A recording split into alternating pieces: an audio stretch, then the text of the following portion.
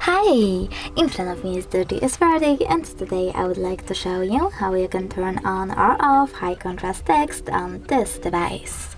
Start by opening device settings.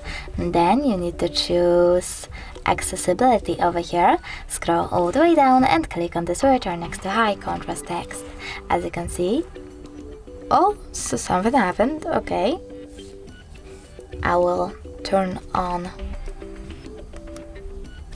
screen of my device, enter my pattern, and as you can see now, high contrast text is on.